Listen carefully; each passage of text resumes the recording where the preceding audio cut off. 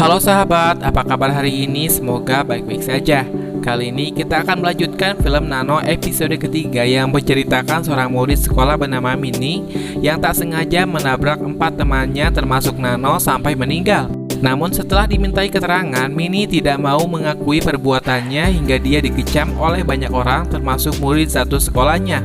Di episode ini juga kita akan mengungkapkan siapa gadis misterius yang memakai pita merah di rambutnya yang selalu hadir mengikuti jejak Nano. Langsung saja kita masuk ke ceritanya. Film bermula memperkenalkan tokoh utama kita bernama Mini. Dia merupakan anak seorang pimpinan perusahaan yang bernama Pak Songkiat. Suatu hari gurunya mendapat laporan kalau Mini mencontek dalam ulangannya sehingga kepala sekolah terpaksa memanggil ayahnya Pak Songkiat untuk menghadap. Namun Mini tidak mau mengakui kalau dia sudah mencontek sehingga terpaksa Pak Songkiat menyogok kepala sekolah supaya Mini tidak dikeluarkan.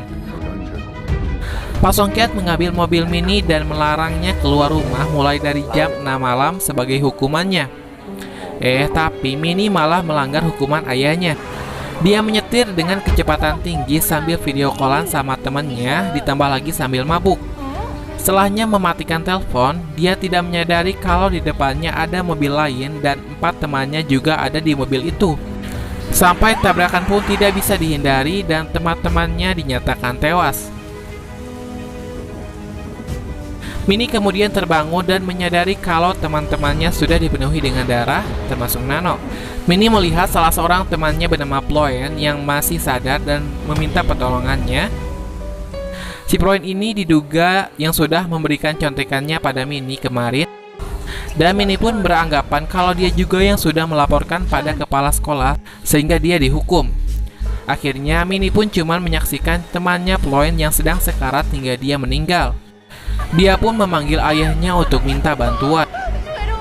Seketika juga kejadian itu langsung masuk berita dan menjadi perbincangan banyak orang. Ketika ayah Pak Songkiat diwawancarai, dia mengatakan kalau Mini tidak mabuk. Walaupun sebenarnya dia tahu karena ayahnya sendiri yang sudah menyingkirkan botol minumannya. Sebelum polisi datang, Mini mengaku kalau rem mobilnya itu blong dan gak bisa dikendalikan, dan meminta tolong ayahnya supaya dia gak ditahan. Di sekolah, para murid membicarakannya, bahkan mereka tidak mau satu ruangan dengan Mini. Begitu pula dengan teman dekatnya juga ikut menjauhinya.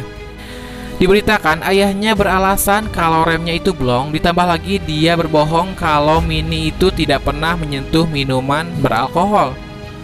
Sontak saja semua murid yang mendengarnya membulinya karena mereka tahu tingkah laku seorang Mini itu gimana. Ditambah lagi mereka juga mulai mengecam lewat tulisan bahwa Mini pantas mati 4 kali.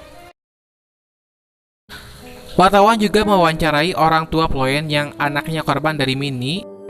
Mereka berharap pengadilan bisa bersikap adil tanpa berpihak pada siapapun.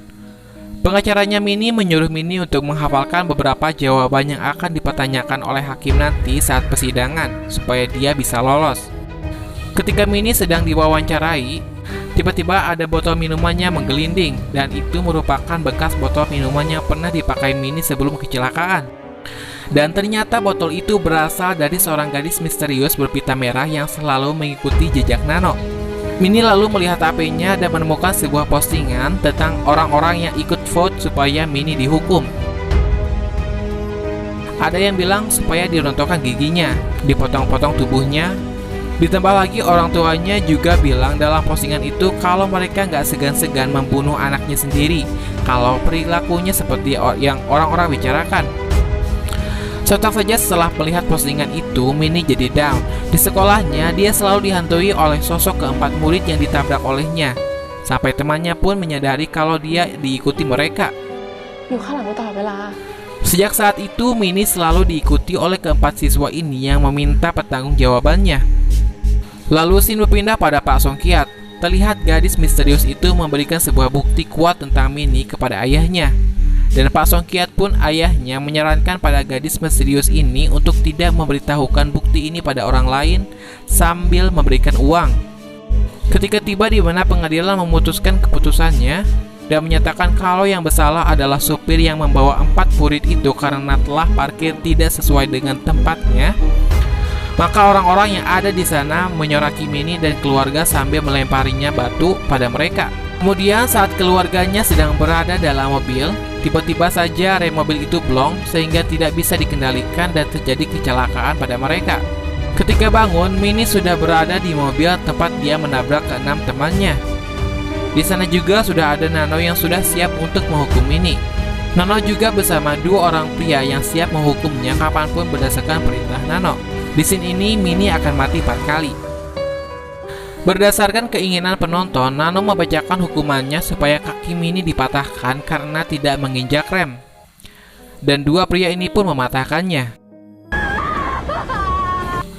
Selanjutnya, para penonton ingin merontokkan giginya karena sudah berbohong dan mereka pun merontokkannya dan memukulnya hingga tewas. Belum sampai di sana, Minnie terbangun kembali dari kematiannya. Hukuman selanjutnya, Nano mendatangkan orang tua Ploen untuk membalaskan dendam putrinya. Sambil bawa gergaji, mereka menggergaji tangannya sampai putus dan meninggal. Dia terbangun kembali di kamarnya dan menyadari kalau dirinya baik-baik saja. Minnie melihat keluar jendela dan melihat orang tua Ploen di luar. Dia berlari ke ayahnya untuk minta tolong karena merasa dirinya dalam bahaya. Ayahnya memeluk Minnie, namun dia malah membuat Minnie sesak napas, kemudian mencekiknya sesuai dengan yang ia tulis di postingan itu, dan dia pun meninggal. Kemudian dia terbangun lagi di rumah sakit, dan di sampingnya sudah ada Nano. Nano bilang kalau saja sejak awal dia mengaku, maka semua ini tidak akan terjadi. Nano pun meninggalkan Minnie. Namun di saat yang bersamaan, gadis misterius itu masuk. Gadis yang belum tahu identitasnya ini menunjukkan sebuah berita tentang kasus dirinya yang selama ini ditutup-tutupi kini terbongkar.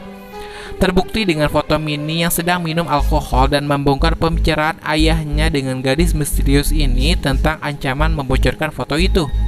Dengan bukti-bukti itu, kini Pak Songkiat ayahnya tidak bisa menolongnya lagi. Gadis ini melucuti semua pengobatan medisnya dan membuka jendela yang diduga merupakan lantai atas. Ketika Nano tiba di lantai bawah, dia melihat Minnie terjatuh dan kali ini dia benar-benar tewas bunuh diri. Di scene ini, gadis misterius itu muncul di hadapan Nano dan dia bernama Yuri. Diduga Yuri ini merupakan korban Minnie juga dan sama seperti Nano yang apabila mati dapat hidup kembali. Dan film pun berakhir. Oke, mungkin sampai di sini untuk episode ketiga. Apapun yang kalian dapatkan di episode ini, ambil hikmahnya. Di episode selanjutnya, kita akan mengetahui asal-usul Yuri kenapa bisa menjadi seperti Nano. So, sampai jumpa lagi di video selanjutnya. Bye-bye.